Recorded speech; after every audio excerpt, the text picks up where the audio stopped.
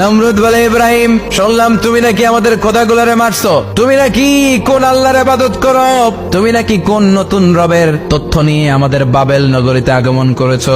আমি ছাড়া কোনো খোদা আছে বলে তো আমি শুনি নাই, এই বাবেল নগরীতে আমি ছাড়া কোনো খোদা আছে আজকে নতুন শুনলাম। কে তোমার খোদা, কি তার পাওয়া? এবার ডায়ালগ মারা শুরু করলেন সাইয়েদনা ইব্রাহিম। সাইয়েদনা ইব্রাহিম বললেন, রব্বি আল্লাযী ইউহয়ী ওয়া ইউমীত, আমার রব এমন রব যিনি জীবন দেয় আবার মরণও দেয়। নমরুদ বলে, তাই তোমার আল্লাহ জীবন দেয় মরণ দেয়? আনা উহয়ী ওয়া উমীত। এবার নমরুদ ডায়ালগ মারতেছে, আনা উহয়ী ওয়া উমীত, আমিও তো জীবন দেই আমিও তো মরণ দেই। সাইয়েদনা ইব্রাহিম বললেন, তুমিও যদি আমার আল্লাহর মতো জীবন দাও মরণ দাও তাইলে দেখাও। নমরুদ জেলখানা থেকে দুইজন ফাঁসির আসামিকে ধরে আনলো। ধরে এনে একটা ধারালো ছুরি নিয়ে প্রথম আসামির পেটের ভিতরে ধা করে ছুরিটা ভরে দিয়েছে। ফিনকি দিয়ে রক্ত ছুটলো। লোকটা ছটফট ছটফট ছটফট করতে করতে দুনিয়া থেকে বিদায়। এবার পেট থেকে ছুরিটা বের করে দ্বিতীয় আসামির পেটের মধ্যে ঢুকাতে যাবে, ধা করে। In the meantime stop, ঢুকায় নাই পেটে, ঢুকাইতে যে ঢুকায় নাই। ইব্রাহিম, এই যে দেখো তোমার সামনে প্রথম লোকটারে আমি মৃত্যু দিলাম, প্রথমটারে দিলাম মরণ, পরেরটারে দিলাম জীবন। তোমার রব যেরকম করে জীবন দেয় আর মৃত্যু দেয়, আমিও জীবন দেই আমিও মৃত্যু দেই। চিল্লায় পড়েন নাউযুবিল্লাহ।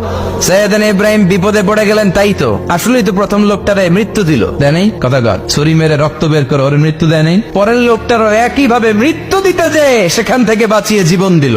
বেজাল আছে না নাই? এবার সাইয়েদনা ইব্রাহিম বলে, ফাইন্নাল্লাহ ইয়াতি বিশ-শামসি মিনাল মাশরিকি ফাতি বিহা মিনাল মাগরিবি ফাবহিতাল্লাযী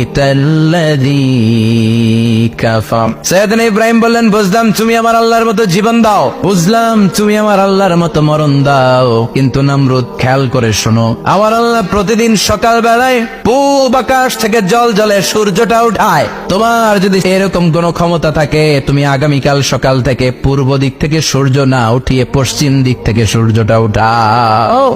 ফাবহিতাল্লাযী কাফার। এবার ধরা গেছে। এবার জায়গার মধ্যে ধরা, একেবারে স্টপ, লা জবাব। নমরুদের মুখে কোনো জবাব নাই। এবার নমরুদের মেজাজ নরম নাকি গরম? কথা কন।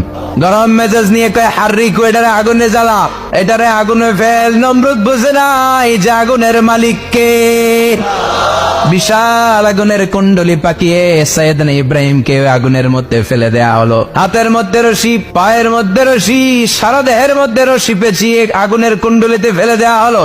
মুহূর্তের মধ্যে আগুনের প্রজ্বলন শক্তি ওই রশিগুলোকে জ্বালিয়ে পুড়িয়ে ছারখার করে দেয়, কিন্তু সাইয়েদনা ইব্রাহিমের দেহের একটা পশমও জ্বালায় না। যে রশি দিয়ে টাইট করে পাচ্ছে, ওনার দেহের সাথে লাগানো টাচ করা রশি, রশি জ্বলে যায়, কিন্তু সাইয়েদনা ইব্রাহিমের পশম জ্বলে না। চিল্লায় পড়েন আল্লাহু আকবার।